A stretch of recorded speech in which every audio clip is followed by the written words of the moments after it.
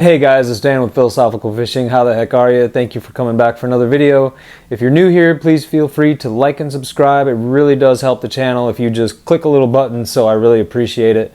If you're interested in coaching or connecting one-on-one or for a consultation call, please visit the description in the box down below and you'll find my website and the link tree, and you can go there and click and find all the stuff that you need for consultation call or for coaching. I wanted to discuss today something really briefly that I've seen across all the benzodiazepine forums. I've talked to people about this and it's a little contentious and it's a little controversial.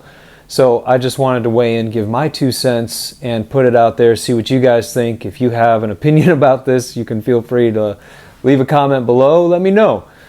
But I just want to put this out there for your consideration. I'm not telling anybody what to do. This is not medical advice. I'm definitely not advocating that you do or don't do anything. I'm just putting this out there for you to think about, for your consideration, and just to kind of weigh in on this topic. So I was speaking to somebody recently who is going through benzo and psych drug withdrawal and just suffering with a lot of akathisia and a lot of other things.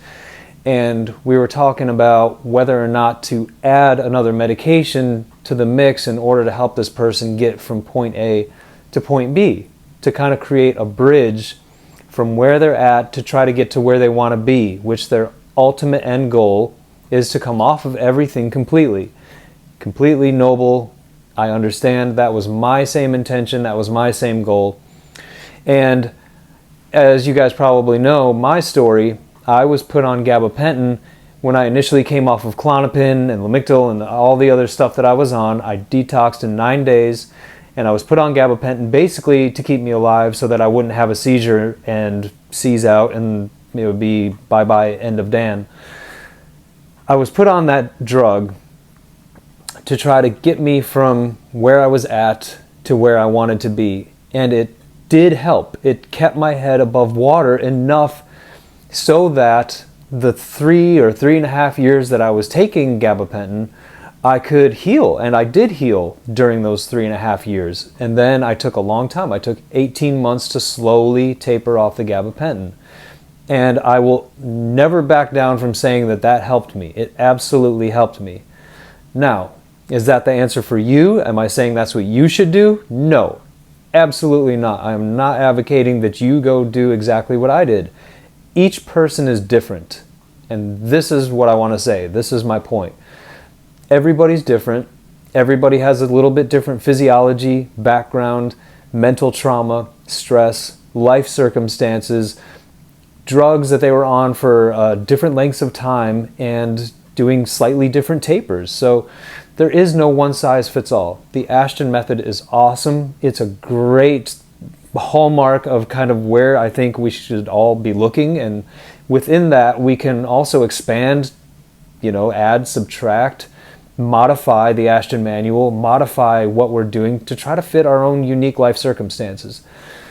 So I just want you to know, this is what I want to say. If you find that you're a person who feels like they need something else to try to get them through, if you're getting to the point where you're like you're at the jumping off point and you're like, I cannot do this anymore, I cannot go forward, I'm done, then I think it's useful to look at all available options, put them on the table, weigh them out, and see what makes sense for you.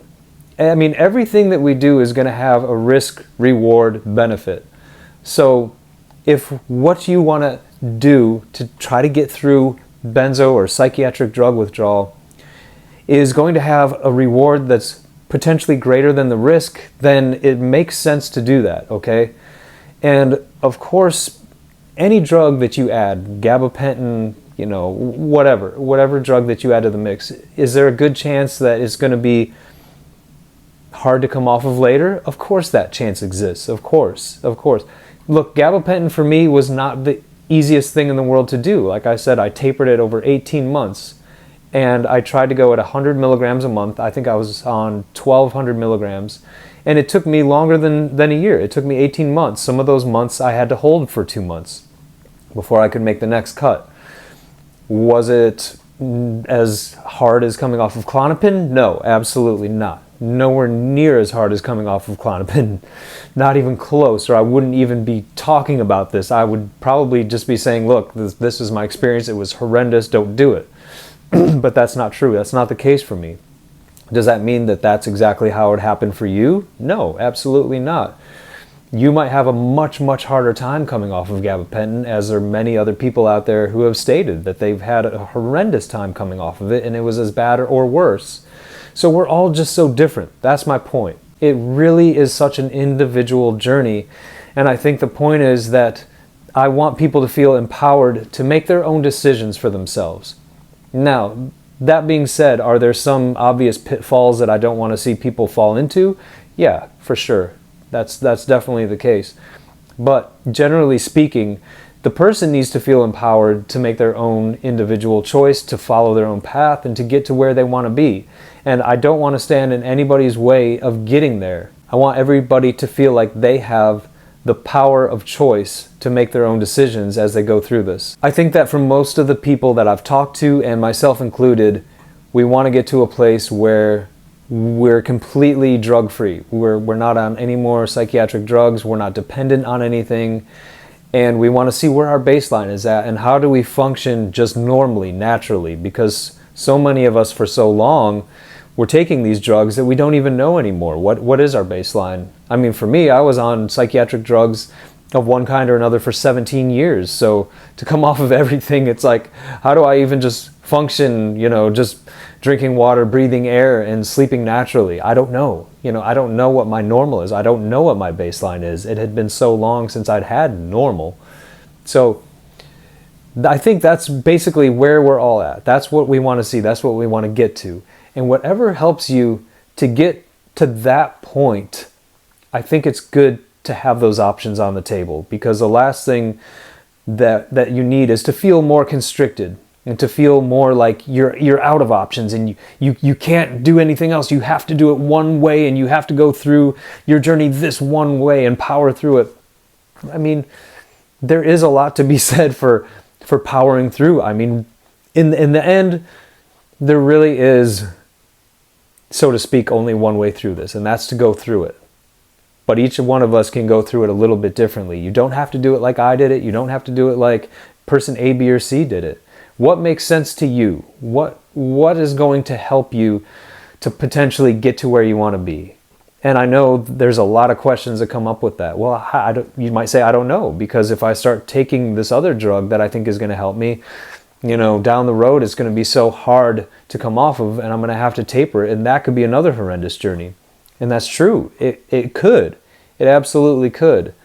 But we're all trying to do our best with it. We're all trying to figure out a way to help us to get off of psychiatric meds or to take less meds and to see what works, what makes sense.